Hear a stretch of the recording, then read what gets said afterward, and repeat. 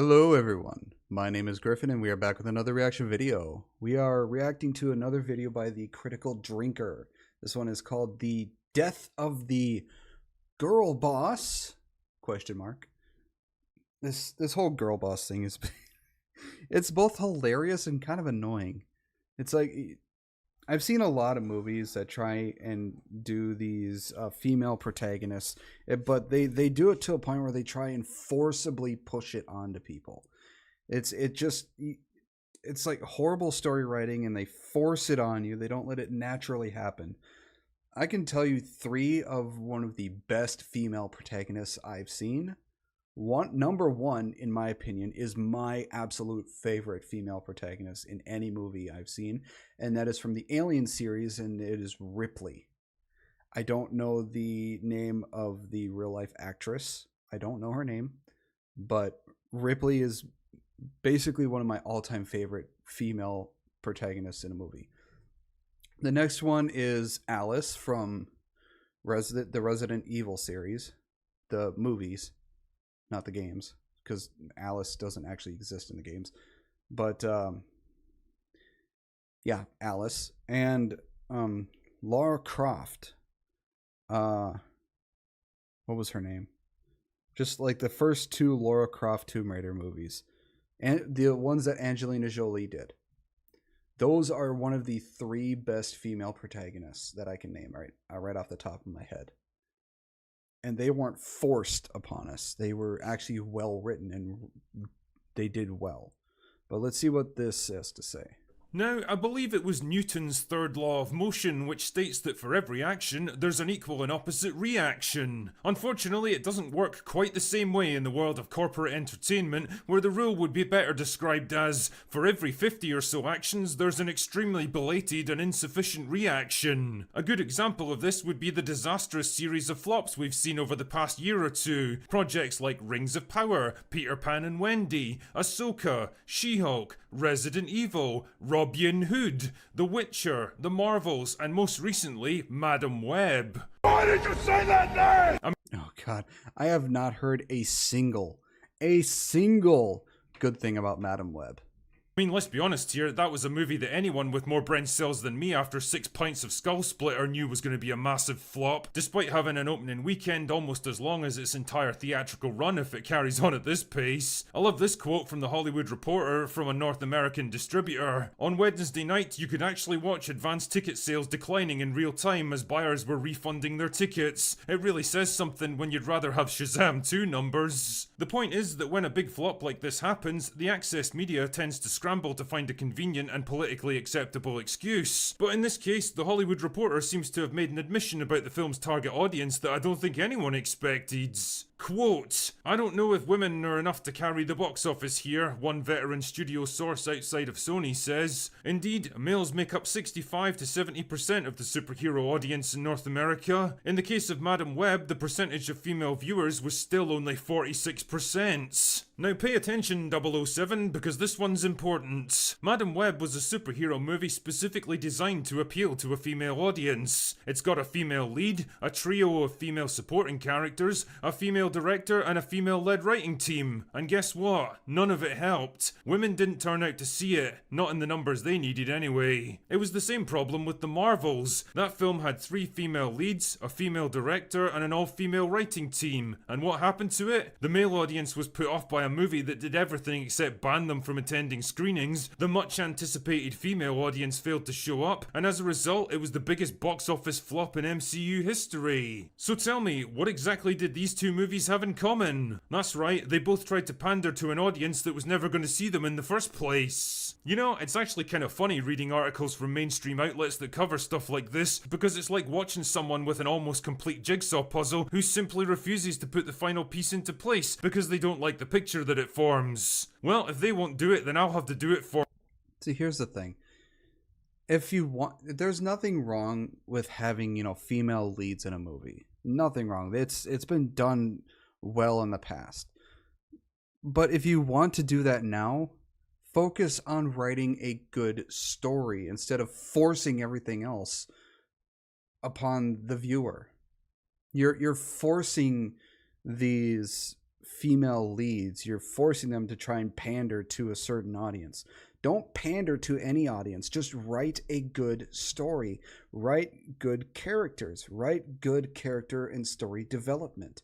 If you do that, it will do great. These people aren't doing that. They're trying to go woke and pander to these woke and stupid audiences. And you can tell that these stories, these movies are doing horribly. For them. Because here's an inconvenient truth, dear viewer. Men and women tend to be interested in different things. Oh man! Oh God! Oh man!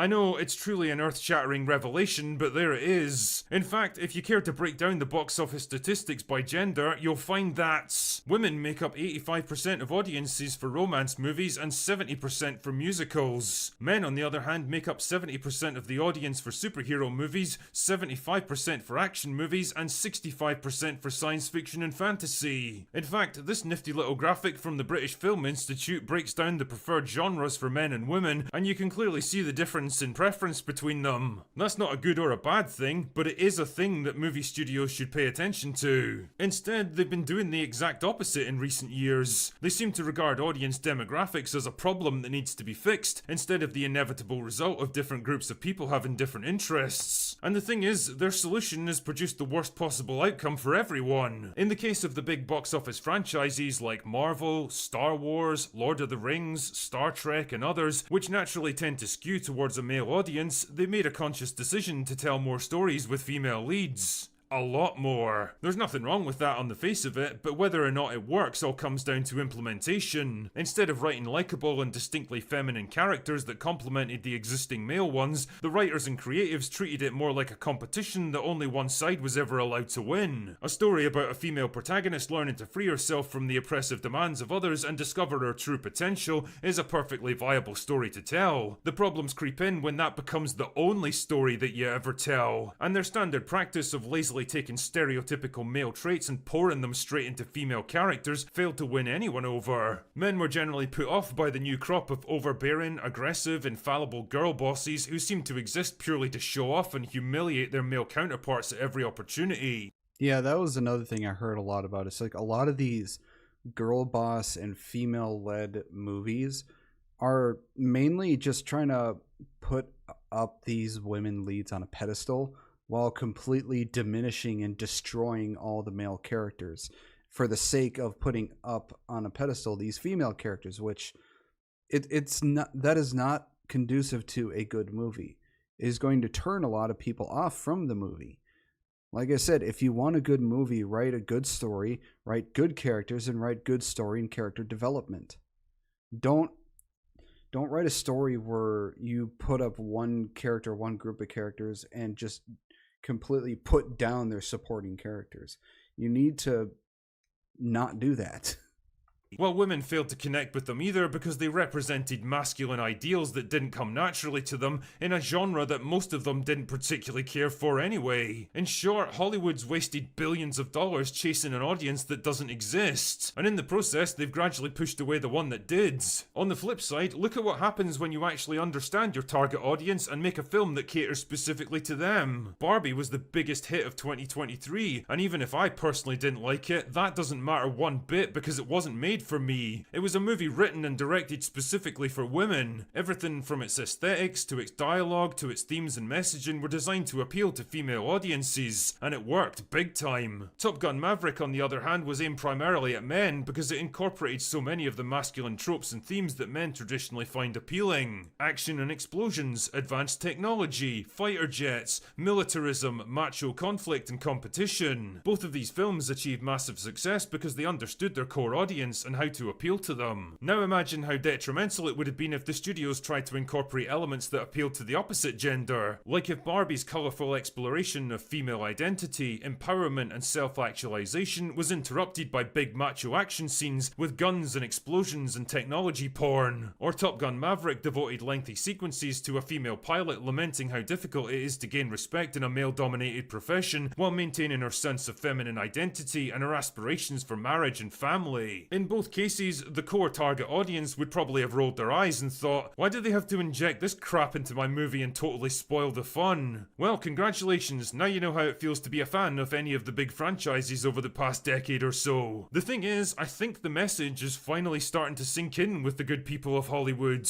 Maybe not the creatives, but definitely the soulless money men paying their salaries who've spent the past several years watching their profit margins slowly fall off a cliff. Like I said earlier, for every 50 or so actions, there's a belated reaction from Hollywood, and it's finally starting to happen now. The first domino to fall is Silk Spider Society, a female-centric Spider-Man spin-off in development at Amazon Prime. According to the press releases, the entire writing team's been fired, and the show is being refocused with a more male-skewing audience in mind. Now, this might not sound like much of a big deal, but it is, because it's the first time that a studio had the balls to publicly declare that they're targeting a project towards a male audience again. In 2024, that's the equivalent of a vegan restaurant saying that their new menu's going to cater towards meat eaters. It's the first time that anyone in Hollywood's openly admitted that what they've been pushing on us for the past decade or so just isn't working, no matter how much money they throw at it. That you can't make every movie appeal to every person. That trying to attract female audiences into a male-dominated genre with clumsy pandering doesn't work and never will work. In the words of Nerdrotic, all they're doing is taking boy brands that everyone could enjoy and turning them into girl brands that no one enjoys. So what exactly can we expect now that the pendulum's starting to swing the other way? And more importantly, what do we want to see moving forwards? Well, believe it or not, I don't think their approach needs to change that radically if they want to win back old fans and restore a bit of balance. Franchises like Marvel, Star Wars, DC and Star Trek can still have plenty of kick-ass female heroes going on exciting adventures. They just need to be written more like actual human beings with believable flaws and weaknesses and challenges to overcome, instead of overbearing, obnoxious power fantasies that nobody can identify with. And they need to be balanced out by equally strong and capable male heroes that appeal to male audiences. Because believe it or not, those are the driving force behind your box office revenue. They need characters who can actually challenge and push them to be better, who don't automatically give way to them at the slightest sign of conflict, instead of the neutered lumps of wet lettuce that we've been getting, who are always portrayed as less smart, less skilled, less confident, and, well, just less in general. And yeah, after almost a decade of trying to make it work, I think it's about time to accept that the great experiment has been a complete failure. You're not going to get equal numbers of women to watch science fiction or action or superhero movies, just like you're not going to get equal numbers of men to watch romance flicks or musicals. The Girlboss concept is dead. You might not like it, but your audience is your audience all the same, and if you don't start catering to them, you might just find that they no longer exist, and perhaps neither will you. Anyway, that's all I've got for today. Go away now. Honestly, I can't disagree with what he says at all in any of this. He has a strong point. It's just the past decade, I think it's like the past decade, or maybe the past 5 years, that they've tried so hard to push this girl boss concept that nearly like 80 to 90% of the movies that they've put out have just done horribly, or any sort of woke concept at all as well. They seem to have gone away from telling a good, well-written story with good, well-written characters that complement each other, to try and push a story to try and cater to certain audiences. The thing is, you got to remember, you can't cater to everybody. You can't make everybody happy. Some people are not going to like it, while most others are probably going to like it. You can't try and cater to everybody. If you try and cater to 100% of the people, you're going to end up losing nearly 90 to 100% of those people, and you're going to fail. Just cater to the majority of your audience, or not cater to them, but just make a well-written story with well-written characters, where the main character and the side characters, or the female main characters and the male characters, complement each other to make the story better. Now, I am not a professional when it comes to these sort of story writing and all this sort of stuff, but I can tell it's been going horribly. So, let me know what you think in the comments below. I would love to hear your opinions on this. And If there are any videos you'd like to see me react to, let me know. Links to all my social medias and other platforms will be in the description below. I hope you have a wonderful day, and I will see you all in the next video. Bye-bye.